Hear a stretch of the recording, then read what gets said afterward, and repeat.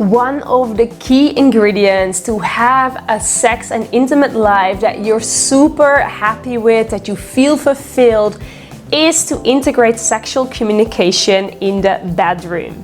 Many women that I work with find it really difficult to speak up for what they want in the bedroom. They find it difficult to indicate what doesn't feel good, but they also find it challenging to say what they like and what feels good. And many women are not even connected to what they actually like. They don't really know, there are my pleasure spots, or if you do this, I love, like it really brings me into deeper pleasure, or do this and that's going to bring me to like long and deep orgasms. They don't really know. But they also find it really challenging, if they know or if their partner is doing something that they don't like, to actually speak up about it. Maybe you recognize this, that you've been in the bedroom and your partner is doing something and in your mind you're like, oh no, I really don't like this. It's like it kind of feels uncomfortable. Maybe it's a bit painful, or it's too sensitive and it's too intense.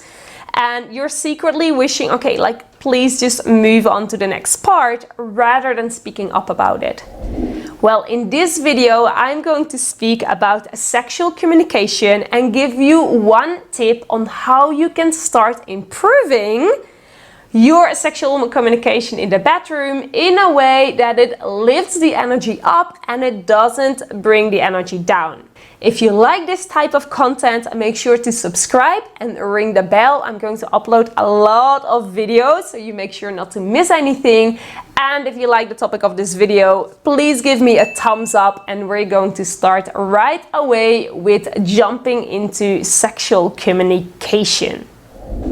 In order to explain sexual communication a little bit better, I'm going to take you to a restaurant. So imagine you and your partner are waiting in a restaurant, you ordered a delicious food and you are looking forward to maybe one of your favorite meals that you just ordered. But this time it's taking really long. And you're wondering, like, what happened? Like, did they forget about your order? Like, why is the food taking so long? And you're hungry, so you're like wondering, like, why is it taking so long? And most likely you want to say something about that to your partner. And there's two different ways that you can express this. One way could be kind of the complaining and the nagging way, which can be something like this. Why is the food taking so long? Like, it's taking forever. Like, do they need to still like pluck the vegetables out of the garden? I don't want to wait this long anymore. Which is not really bringing a nice energy to your romantic dinner at the table, right?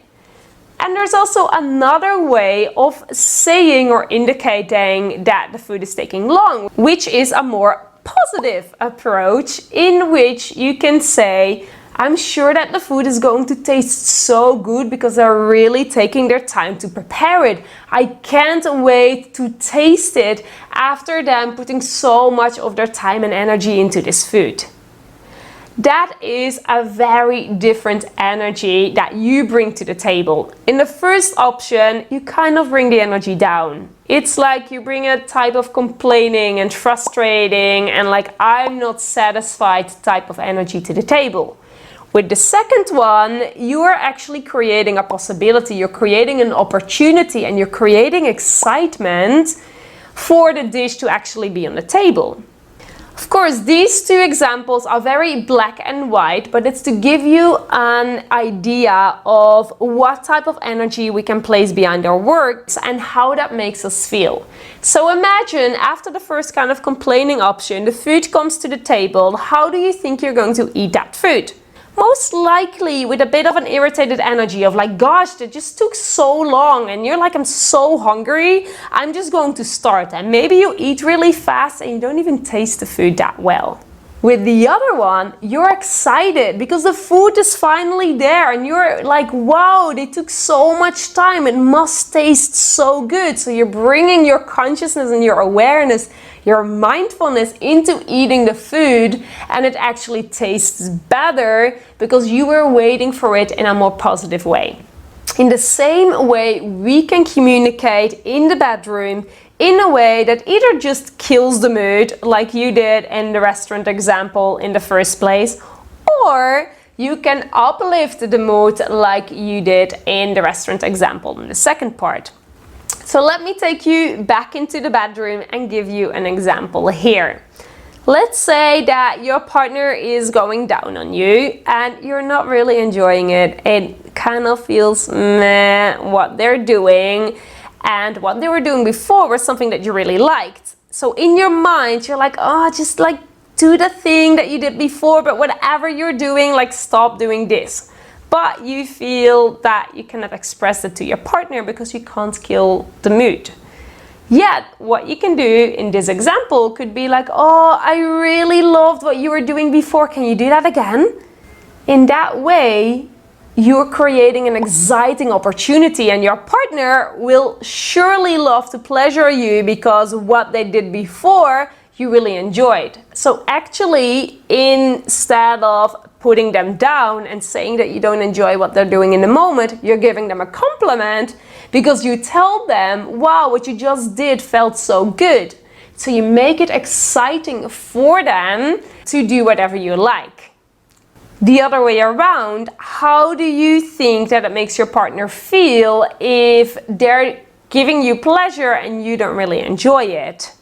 Would you prefer that they're saying something in a nice way, in a positive way, in a way that it makes you feel excited? Or would you want them to keep quiet and wishing that you are going to turn into something else? If you are with your partner in the bedroom, or with a lover, or with somebody where you feel that you cannot speak up, where you cannot express your desires, where you cannot express like, wow, actually, I would love for you to do something else, and you feel that you cannot do that with that person in a setting that is so intimate and so beautiful that it can be very sacred, if you cannot come with honesty and transparency, then do you really want to give all of yourself? Do you want to be fully naked and vulnerable with them in the bedroom? Because it is a vulnerable place to be fully naked with somebody. It's like all of us is seen in that moment. It's like you are, if you're a woman, you're inviting somebody inside of you. And then you wouldn't be able to say what you really want or what you don't want. And the other way around, if you are entering yourself inside of somebody else, wouldn't you want that to be a space of complete authenticity and transparency and love, compassion and understanding?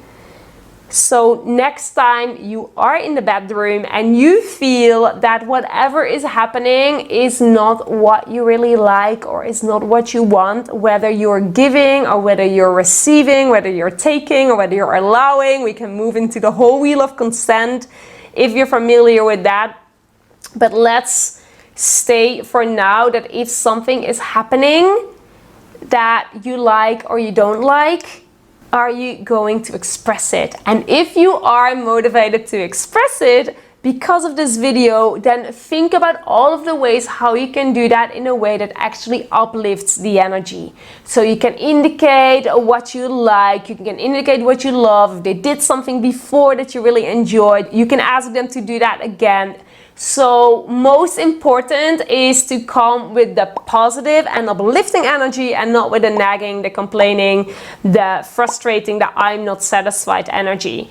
Because as soon as we show to our partner this feeling, or they get the feeling like I'm not feeling satisfied, this is definitely the biggest mood killer, and we don't want to kill the mood in the bedroom. So no mood killers, no dissatisfaction, because everything is there for you to experience, for you to experiment with.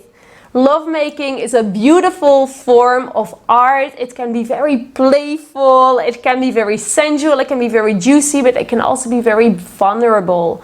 It can also be a place where you really meet your partner in an openness and in a transparency. And that doesn't have to be so serious all the time. You can also find ways on how to do that in a very playful way.